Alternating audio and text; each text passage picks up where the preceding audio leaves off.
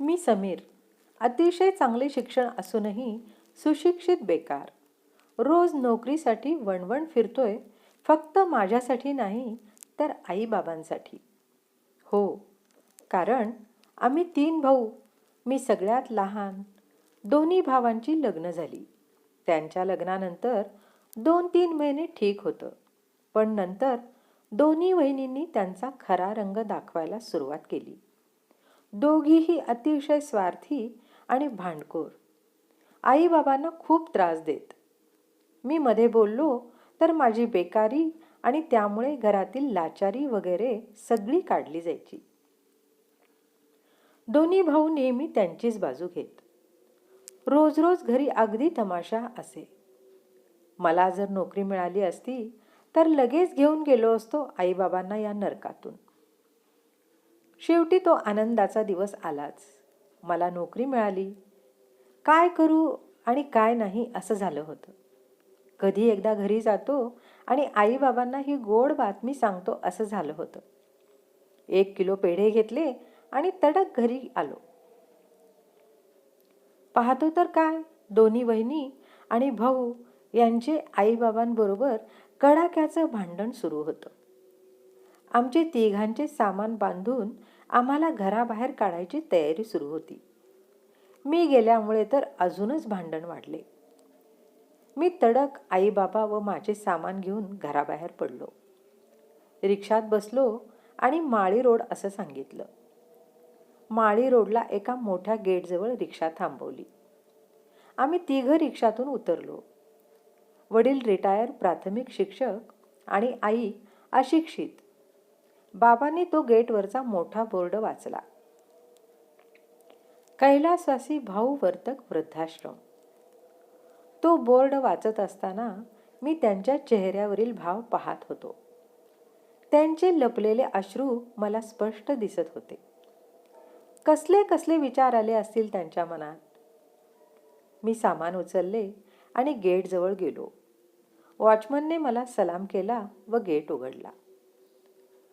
आम्ही आत प्रवेश केला. आश्रम तसा खूप मोठा होता. समोर मोठी बाग होती. बागेत बऱ्याच बाकांवर म्हातारी माणसे बसली होती.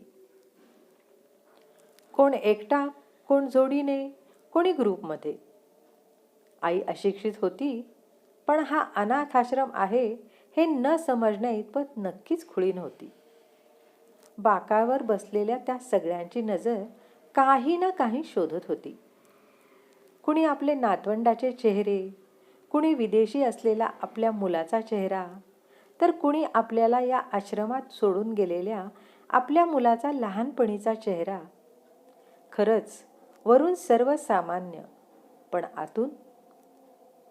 तेथून चालताना आईबाबांना काय काय विचार येत असतील, पण माझा नाईलाज होता.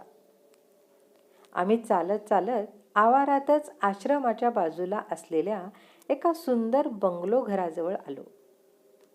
अधीक्षक निवास अशी मोठी पाटी तेथे लावली होती आणि बाजूच्या मोठ्या इमारतीत खाली कार्यालय. मी सामान बाहेर ठेवून आईबाबांना घेऊन कार्यालयात शिरलो.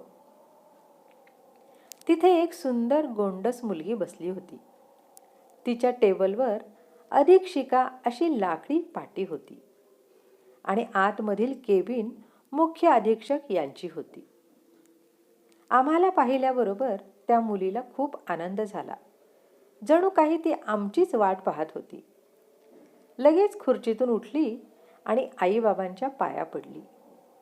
आईबाबांना तेव्हा तशाही परिस्थितीत बरं वाटलं. चला, मुख्य अधीक्षक येईपर्यंत आपण त्या घरात बसू, ती म्हणाली.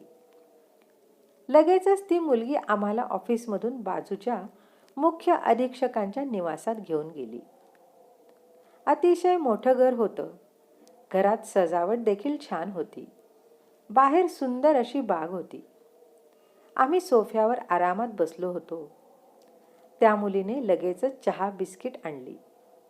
बराच वेळ शांतता होती. शेवटी मला राहावले नाही व मी आईबाबांना म्हणालो, ही मीरा आणि तुमची होणारी सून. माझं हे बोलणं ऐकून दोघंही माझ्याकडे निशब्द होऊन पाहतच राहिले. हो, मीराचे आईवडील लहानपणीच गेले. आजीने सांभाळ केला तिचा.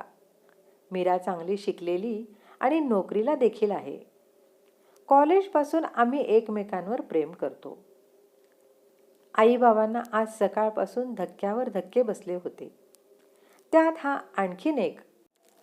पण काहीही असो, मात्र आश्रमात राहण्याचा धक्का त्यांच्यासाठी फार मोठा होता हे त्यांच्या चेहऱ्यावर मात्र स्पष्ट दिसत होते. शेवटी बळ एकवटून बाबांनी विचारले, कधी येतील मुख्य अधीक्षक? बाबांच्या या प्रश्नावर मी आणि मीरा खळखळून हसलो. आईबाबांना मात्र काहीच समजले नाही. मग मीच म्हणालो, बाबा, तो मुख्य अधीक्षक म्हणजे मीच. मला आजच ही नोकरी मिळाली आणि हे घरसुद्धा. मीरा गंमत करत होती तुमची. आपण येण्याची तिला आधीच कल्पना होती. आणि हो, तुम्ही आश्रमात नाही तर या आपल्या घरी राहायचे. मला आईबाबांच्या चेहऱ्यावर आताचे भाव पाहायचे होते, म्हणून मी त्यांना गेटवर काही सांगितले नाही. किती किती आनंद त्यांच्या चेहऱ्यावर दिसत होता आणि तोच आनंद मला पाहायचा होता. तो पाहताना माझे अश्रू थांबत नव्हते. फक्त ते अश्रू आश्रमातील इतर अश्रूपेक्षा वेगळे होते. रसिक श्रोते हो, कथा आवडली असेल तर लाईक करा आणि अशाच नवीन नवीन कथा ऐकण्यासाठी आपल्या चॅनलला सबस्क्राईब करा. जय श्रीराम.